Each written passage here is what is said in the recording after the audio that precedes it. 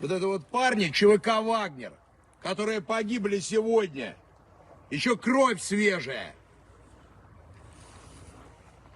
Сними всех. Russia's top mercenary is turning on Moscow again with a vengeance. Которые не дают нам боеприпасов. Wagner boss Yevgeny Prigozhin screaming at President Putin's defense minister and army chief of staff, accusing them of killing his troops in Bakhmut by starving them of ammunition. We are pulling out of Bakhmut. We have only 2 or so kilometers left to capture out of 45. Hours later, an ultimatum: send ammo or he'll pull his troops out of Bakhmut, just as they are close to taking it. Also troubling for the Kremlin, Prigozhin hired Mikhail Mitsintsev as a Wagner deputy commander. Until last week, he was Russia's deputy defense minister. It hints at a pending Wagner-Kremlin showdown. Ukraine's military spokesman says Bakhmut could be at a turning point if Russia doesn't fix its ammunition supply problem. He also says that Prigozhin cannot afford to continue losing troops at this rate. If he does, the spokesman says, Wagner will be destroyed. Prigozhin, he says, has no option but to pull out. Prigozhin's machinations having no impact on the fighting around the devastated city Friday. Both sides still feeding men into the front lines, known as Ukraine's meat grinder. And the fighting not just on the battlefield. In Turkey, a Russian diplomat rips down the Ukrainian flag and is quickly punched at a parliamentary assembly intended to get both sides to agree an extension to the UN brokered Black Sea grain deal. Russia's diplomats also hitting out at the United States. Deputy Foreign Minister Sergei Rybakov announcing the US and Russia are on the verge of open armed conflict, a further escalation of recent unsubstantiated Kremlin rhetoric, claiming the United States directed Ukraine to fly drones over the Kremlin in an attempt to assassinate President Putin, an allegation both Kyiv and Washington categorically deny. Nick Robertson, CNN, Eastern Ukraine.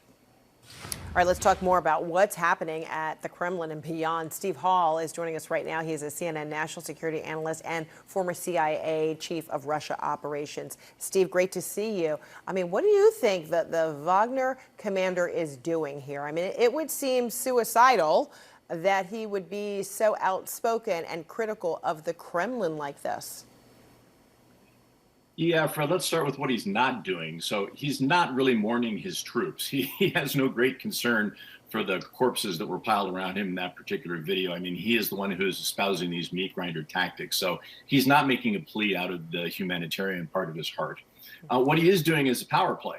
He's seeing how far he can extend his power in today's Russia. And it is surprising that Putin is giving him, in my view, as much running room as he has. But you have to understand that the way that the Russian system works, it's extremely Byzantine.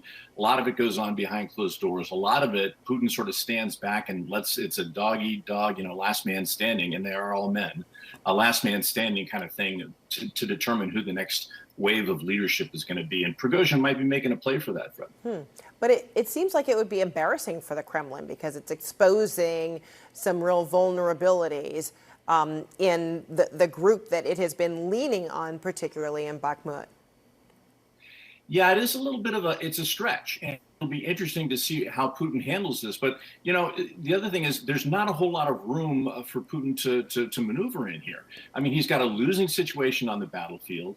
If Prigozhin follows through on his threat and pulls his forces out, really, regardless whether there's forces that come back in, it could be a big setback for Bakhmut and Russia on the battlefield, which is indeed embarrassing to Putin. But, he doesn't have a whole lot of options left. It's not working with the current military leadership or the former generals that he's had.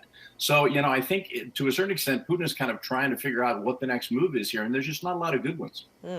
Okay, and then let's talk about that, alleged drone attack. I mean, Moscow is implicating the U.S., and Ukraine in that drone attack on the Kremlin this week. Or in your view, is this another case of some, Russian anti-war, anti-Kremlin group that is trying to shake up the Kremlin?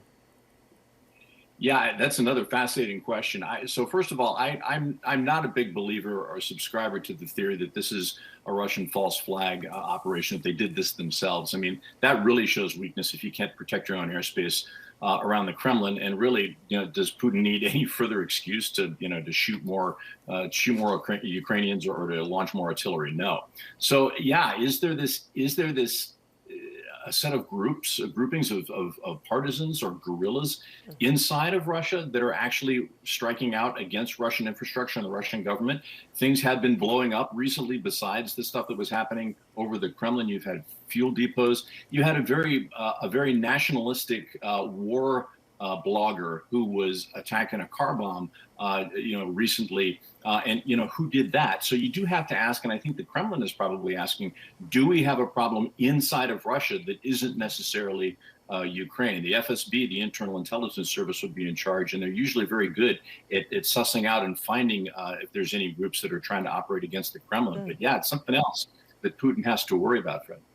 At the same time, Russia is good about staging things, right? I mean, is it at all possible when you have Russia's deputy foreign minister warning this week that the U.S. and Russia are on the verge of open armed conflict?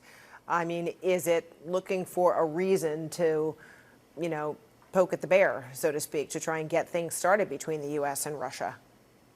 Yeah, Radkov is very, very good at, he understands the West very well, especially the United States. And he understands that when the Kremlin starts making accusations against the United States or other NATO partners, that they are actually the ones who are responsible for all this, that we get nervous and that we start talking about, oh my goodness, have we, backed Putin into a corner? That's what they're hoping to do with this. I think the other thing that's going on is they're anticipating the counteroffensive from the Ukrainians that all of us are. And if it doesn't go well for the Russians, I think the line from Putin and the Kremlin is going to be, well, we would have finished off with the Ukrainians had it not been for the Americans who are the ones that were really fighting against here. So I think they're setting up a propaganda line as well. All right, Steve Hall, good to see you. We'll leave it there for now. Thanks so much. Sure. Good to be with you.